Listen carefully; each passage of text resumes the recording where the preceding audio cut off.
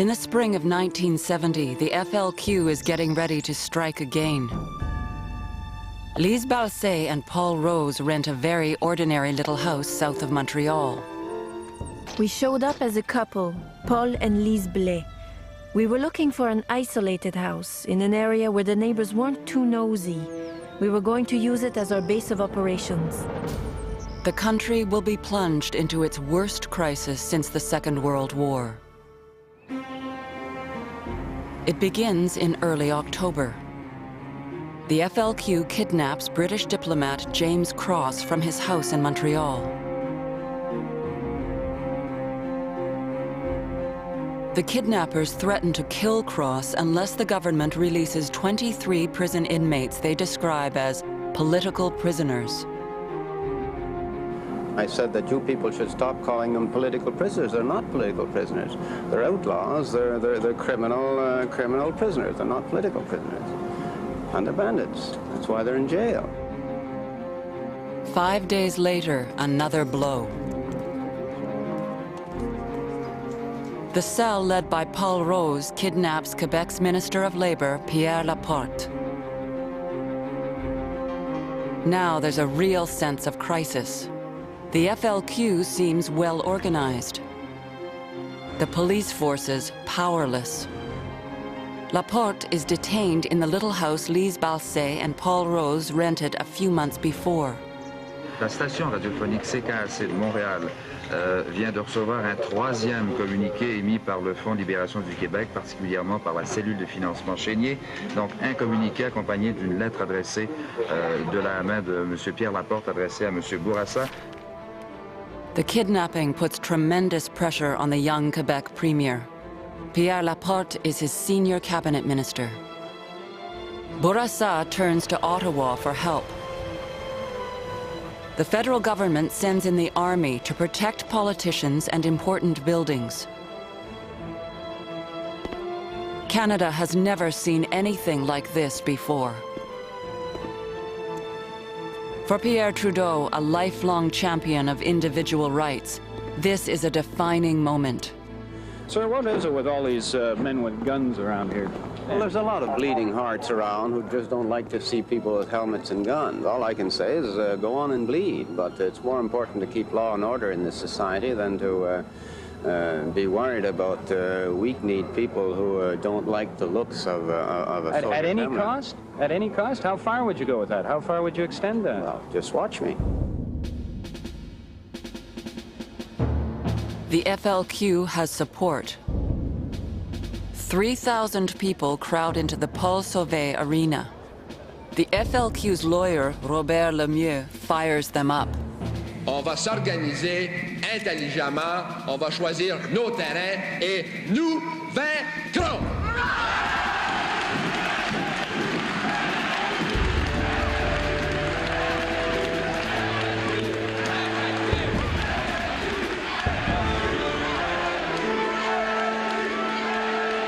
Bourassa and Montreal Mayor Jean Drapeau now believe they are facing an apprehended insurrection.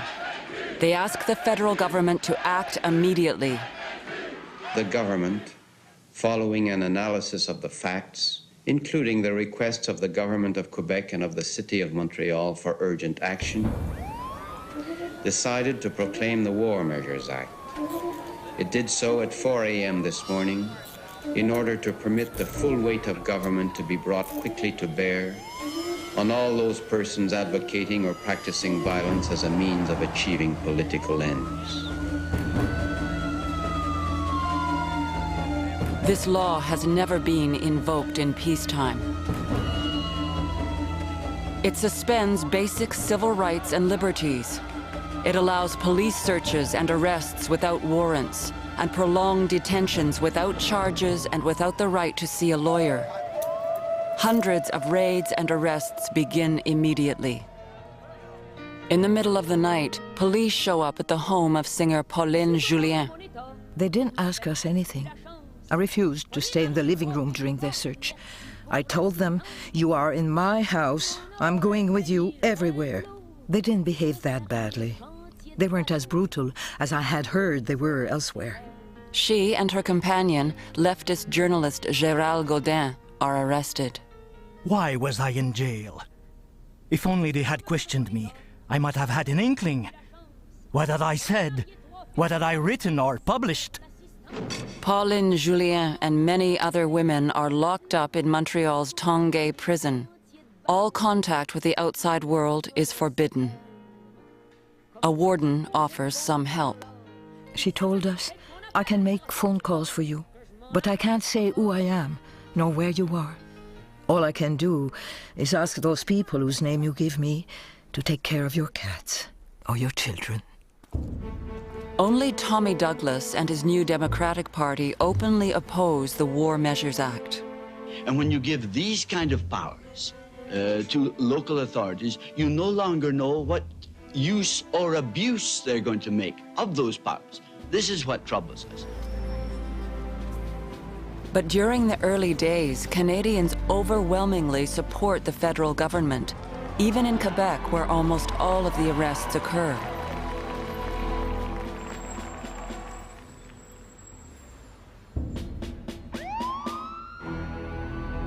On the night of October 17th, an FLQ communique leads police to a car parked near Saint-Hubert Airport. The 13-day drama that Canadians have been living is over. The Minister of Labour and Immigration of the province of Quebec, Pierre Laporte, was found dead tonight in the trunk of a car found near Saint-Hubert Airport.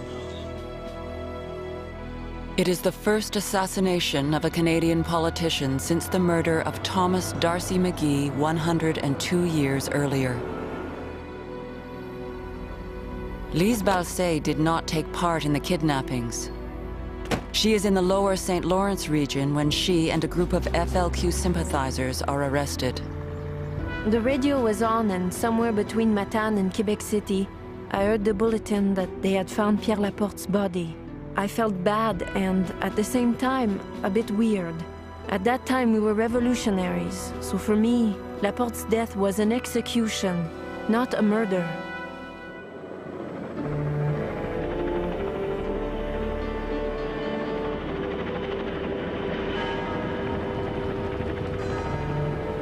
Tuesday, October 20th, is one of the darkest days in Montreal's long history. In less than 3 weeks, a whole political culture has changed.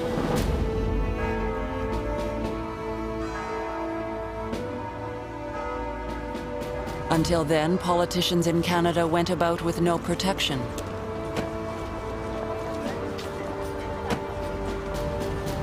Now they become less accessible. There will be a greater distance between the elected and the governed. Pierre Laporte's killers are arrested a few months later. The police will find and free James Cross after 60 days of captivity. It is the end of the FLQ. Pauline Julien and Gérald Gaudin are detained for 8 days, then released without charge. It will be the same for more than 440 others. Pierre Trudeau and Robert Bourassa will express no regret for having invoked the War Measures Act, but later they will concede that there were excesses.